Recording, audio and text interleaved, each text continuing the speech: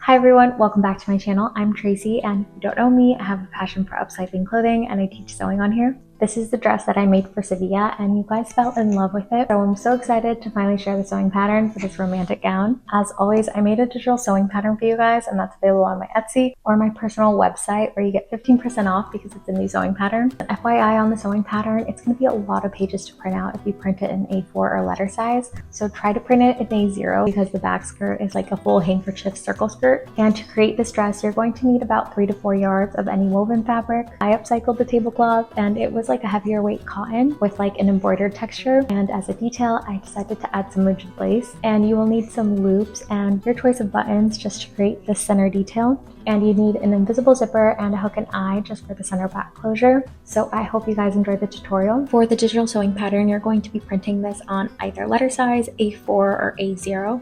Mine's letter size, so you're just going to be taping and matching up those stars. So those are just the intersections for the pattern. So you're just going to line everything up against that. So feel free to cut along those lines, tape them together, but I feel like it takes so long. So I just overlap and tape.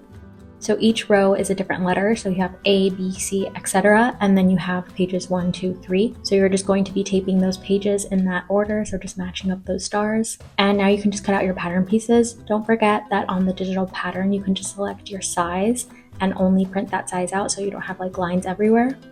Don't forget to wash your fabric and iron it before you cut out anything. Cotton fabric specifically is known for shrinking after the first wash, so just make sure you wash your fabrics before cutting them. The back skirt is a handkerchief styled circle skirt that is cut on the bias, so just follow the grain lines on the sewing pattern and just cut out your 2 back skirt pieces so you end up with 2 half circles, one right and one left. They will be joined at the center back with an invisible zipper. And because I wanted to keep all the scalloped edges for the hem of this back skirt, all but one side ended up being scalloped, so I ended up just following the original scalloped edge and creating my own scallop to mimic the original. I follow all of the grain lines on my sewing pattern, and because my skirt is cut on the scalloped edge, the front piece, I'm just lining up that hemline on the straight grain along the scalloped edge. But if you don't have a scalloped edge, just feel free to add a 1/2 inch seam allowance and you can just do a regular hem. I always prefer to use a rotary cutter just because when I cut out my fabric, I just get smooth edges versus just jagged edges with the scissors. Don't forget to mark your notches. I always prefer to use a fabric marker than cutting into my fabric. For the front and the back bodice pieces, I decided to piece some lace to my fabric. So I went ahead and just patchworked everything first, and then I cut out the front and the back bodice. I really love the scalloped edge, so I decided to just patchwork it right on top of that lace to just have it at the center front. So that's how I did it. And I joined the 2 pieces with a zigzag stitch on the sewing machine. Because my lace is sheer, you're going to see that seam allowance underneath, so I decided to just add like 3/4 inch lace trim just to stitch it on top to be able to cover that seam. Take your back bodice and your front bodice pieces and place wrong sides together. Pin along the shoulder seam. We're going to be sewing a French seam. For the French seam, you sew wrong sides together with a 1/4 inch. Trim that seam allowance to 1/8 of an inch, and then you place right sides together, pin along that seam again, and sew with a 1/4 inch. And that's pretty much a French seam. Now you can overlock the underbust of the front and the back cups. So just take it to your overlock machine and overlock those ends just so nothing's raw on the inside. On the front and the back underbust on the cups, I indicate notches where you need to gather. So just take it to your sewing machine and do a regular straight stitch. You can pull on the bobbin to start gathering, but I like to use a ruffler foot. So this just gives me even pleats when I am actually sewing. After gathering your bodice, place right sides together, and I've indicated where that armhole notch is. So from that point to the end, you need to pin that armhole and sew with a 1/2 inch seam allowance. Take your front yoke pieces and overlock all the way around so you don't have any raw edges. Take your fabric loops or your elastic loops. I'm using this elastic loop trim and I'm placing it along the center front of my wearer's right side. The loops are facing away from the center front because when we add the lining, the loops will get turned to face the other yoke. Secure them with a straight stitch on the sewing machine. Take your back yoke pieces and place right sides together and match up those side seams. Pin them in place. Repeat with the lining and just sew with a 1/2 inch seam allowance along those side seams. And now I'm overlocking that seam because I completely forgot to overlock all of my pieces before I sewed them together, so don't forget to do that. Along your main yoke pieces, mark that intersection of your 1/2 inch seam allowance from the underbust and the center front so you know where to pin your cup. Take your cup and place right sides together onto your yoke and match the front of the cup to that intersection that we marked of the seam allowance on the yoke, because when we attach the lining, everything will get encased really nicely and you'll have a really smooth center front. And match up the side seam with the armhole. Line up your front and your back notches on the underbust. After pinning your cup to your main yoke, take it to the sewing machine and just baste it at a 1/4 inch seam allowance. This will make it easier when you're attaching the lining so nothing moves around. Take your yoke lining and line it up to the underbust seam, so you're pretty much just sandwiching that bodice piece in between the main yoke and the lining yoke. So just pin across the underbust. Now you can take it to the sewing machine and sew with a 1/2 inch seam allowance, and don't forget to back tack. Then I overlocked the seam allowance. I forgot to just overlock all of my pieces ahead of time. Turn it right side out and just give the yoke a good press.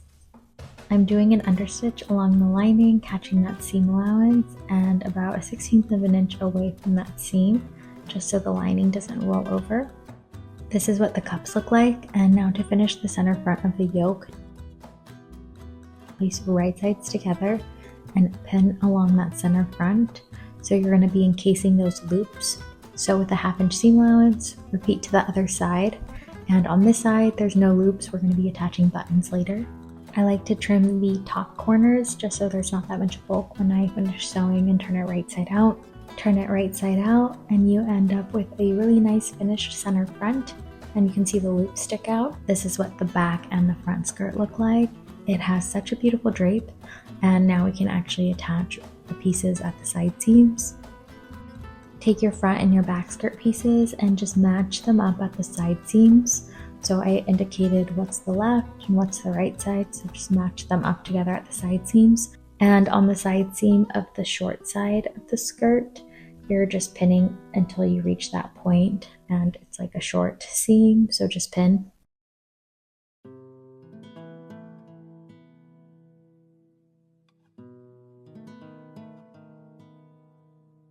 Take it to your sewing machine, sew both side seams with a 1/2 inch seam allowance.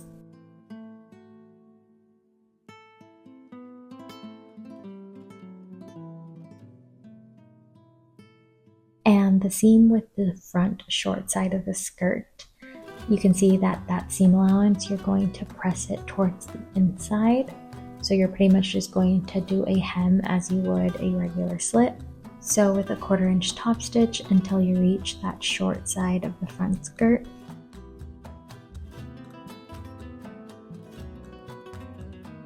On your skirt piece, mark the center front as well as a 1/2 inch seam allowance along the waist seam. So when you align the yoke pieces and place right sides together, you're going to be just intersecting and everything's going to get sewn perfectly. Then I match up the center back of the skirt with the center back of the yoke, pin it in place, and then I like to match up the side seams of the yoke and the skirt, pin it in place. And now both yokes are kissing exactly at the center front, so those loops will hook over those buttons later. After pinning everything, I like to just take it to the sewing machine and sew with a 1/2 inch seam allowance. Don't forget to back tack and give that seam allowance a good press, and press it towards the hem of the skirt so there's not too much bulk at the waist. Now we can attach the invisible zipper. I ended up trimming mine to about 12 inches so it wasn't too long. And now we can attach the zipper to the center back, so just pin it into place I like to just hand baste it into place so I don't have pins in the way when I'm actually sewing it through the sewing machine. It makes it so much easier. I like to use the invisible zipper foot because this foot makes sure you're really exactly on the edge of those teeth, so it is truly invisible when you zip it up. And the zipper turned out so beautifully, and now you can just tuck those ends of the zipper tape in and attach a hook and eye at the very top. And now we can close the rest of the seam. So just take right sides together of the center back and pin along the bottom of the zipper all the way down to the hem. Take it to your sewing machine. So with a 1/2 inch seam allowance, don't forget to back tack. Depending on the loops you use, just close the center front of your yoke and just mark the center of those loops, and that's how you find the center for your buttons. And now you can just attach them. I like to use shank buttons just because I think they look really nice. Finally, the last thing to do was to finish that scalloped edge that I created on the skirt hem. So I went ahead and just did that on my overlock machine with like a rolled hem finish, and it turned out pretty similar.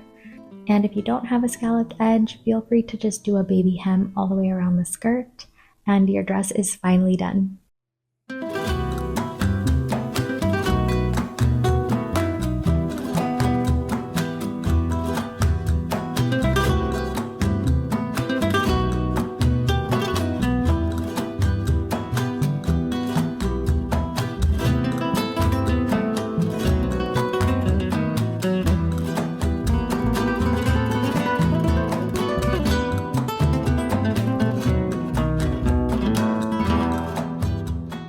I hope you guys enjoyed the tutorial, and if you do recreate this dress, please don't forget to tag me on Instagram. I would love to see your final dresses. And don't forget to like, comment, and subscribe. It really is the best way to support your favorite creators for free. Thank you guys so much for watching. I'll see you next time.